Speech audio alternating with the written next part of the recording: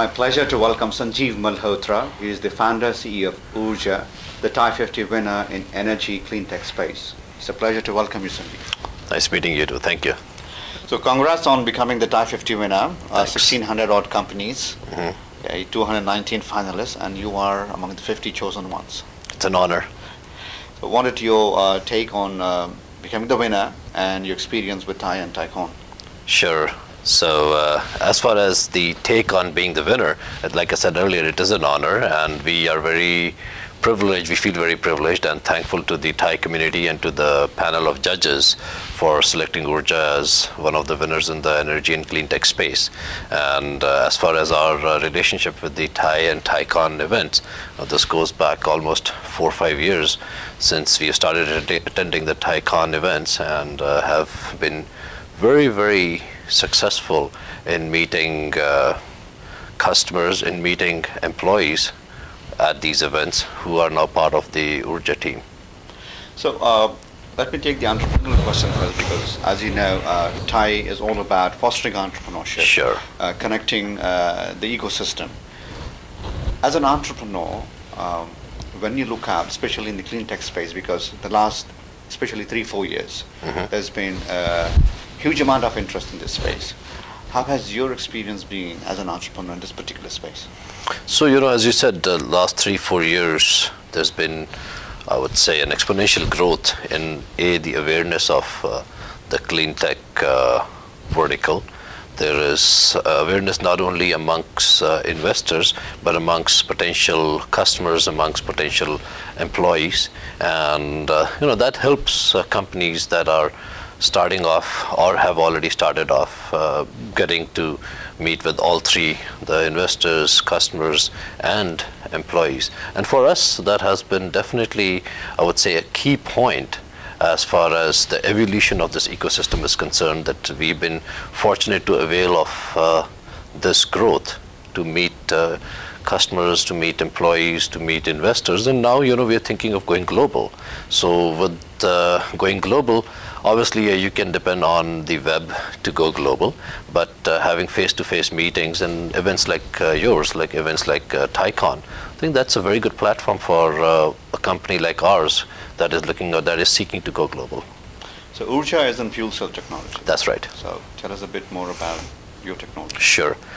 Traditionally fuel cells have been synonymous for the last quite a few years, actually, I would say quite a few decades. Fuel cells have been around for almost 100+ years, and they've been synonymous with hydrogen. And hydrogen is a very light gas. It is one of the lightest gases around. So in order to store it, to transport it, you essentially have to compress it under very high pressures. What that means is it's a very expensive proposal. It's not a very safe proposal, and makes the distribution and the logistics for hydrogen very difficult and expensive. So Oorja's value proposition in terms of technology is that we are using a liquid fuel. It is an alcohol. It's a very commonly available form of alcohol, not the stuff that you and I drink in a beer or wine. That's ethanol. This is called methanol. And this is made from very commonly available sources. Unlike ethanol, which, I hate to use this, but ethanol has been in the forefront by killing, in terms of production of ethanol, by killing crops. And methanol is made from very commonly available sources like natural gas. A lot of biomass sources like wood, it's called wood alcohol, is made from agricultural waste, from wood waste. And so not only is it very widely produced, it's very widely used in a lot of commodity applications, like the windshield washer fluid in your car, that uses methanol. So there's a distribution infrastructure in place worldwide for methanol. It's a very affordable fuel, about $1 a gallon.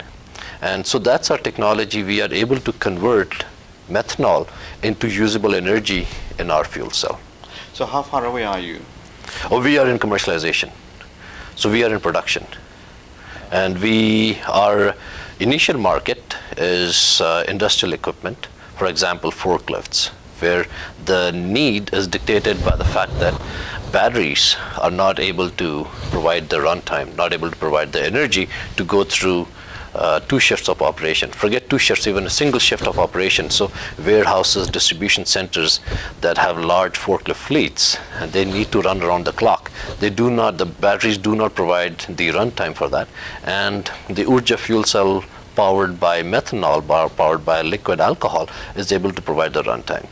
And the next step beyond this is electric vehicles, where again you have batteries, but batteries are not able to provide the runtime. Any chemistry, whether it's lithium or nickel or lead acid, they're not able to provide the runtime. So they need a fuel cell to be a range extender. So in terms of adaptability, what has been your traction? Well, we've been around for the last 5.5 years.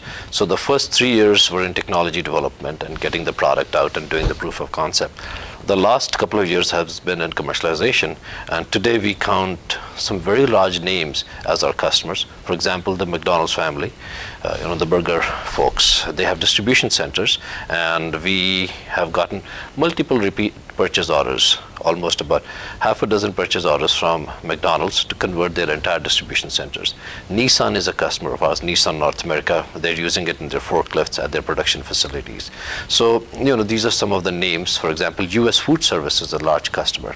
And so our traction has been very good. And as I said earlier, we are in production and now looking to ramp up production to meet the needs of this market, plus looking at the next market, which is range extender for electric vehicles and some other low-hanging fruit markets. I think I would appreciate if you can help us take this to the smallest level, where if you take an example of a forklift. Sure. And see, the application of the battery, yeah, and the improvement that it brings to the machine itself. Most certainly. So if, as you so desire, let's look at the day in the life of a forklift. I'm sure maybe most of us have not driven a forklift, so are not very familiar with a day in the life of a forklift. A typical forklift starts in the morning. Let's say 6 o'clock or 5 o'clock, the morning shift starts. And 5 or 6 hours into the shift, this forklift, the battery in the forklift has run out of energy or run out of juice. So the forklift drives to what they call a battery room or a battery changing room, where you have rows of batteries, rows of chargers, and then you have a special equipment which is called a battery changer. And these batteries are by no means like your car battery. This is a 3,000 to 5,000 pound battery. So they have to have a special equipment to take out this very heavy piece of lead. So using this special equipment, which costs anywhere from about $500,000 to $1 million, they will take this battery which has been depleted from the forklift and put it onto a charger. They'll take a freshly charged battery and put it onto the forklift. Off goes this forklift. Now this battery that has run for 4, 5, 6 hours on the forklift, when you put it on a charger, it takes about 15 to 16 hours to charge and cool. So what that means is that this forklift that is running 2 shifts or maybe around the clock, you have to do this process of battery change out multiple times. That means that each forklift, you have to maintain additional batteries, anywhere from about 3 to 4 batteries. And the net result is a very high capex. Each of these battery packs cost anywhere from about $3,000 to $5,000. Each battery has to have its own charger. The charger costs about a couple of $1,000. So, the capex can add on to about $14,000, $15,000, $16,000. And on the OPEX side, you have the cost of the power, because these are being charged around the clock, these batteries, plus when you're changing out the battery, the cost of labor, the cost of downtime, the cost of productivity. So it's a combination of CapEx and OpEx. And our value proposition is that with the Oorja fuel cell, essentially, the fuel cell is an onboard battery charger. You eliminate all the additional batteries, you eliminate the charging, so you eliminate the charging equipment, you eliminate all the downtime associated with the charging.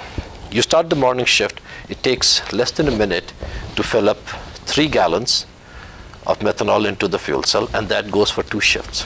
So that's an entire day. So with less than a minute of downtime, you are going with an entire day of operation. And this value proposition basically results in a very rapid payback, anywhere from about 6 months to 15 months. So that is the value proposition that the customer is saying: a rapid payback, increase in the productivity, their operational productivity, increase in safety, you're not changing out heavy pieces of lead or the batteries, and the green benefit. This is an environmentally benign technology.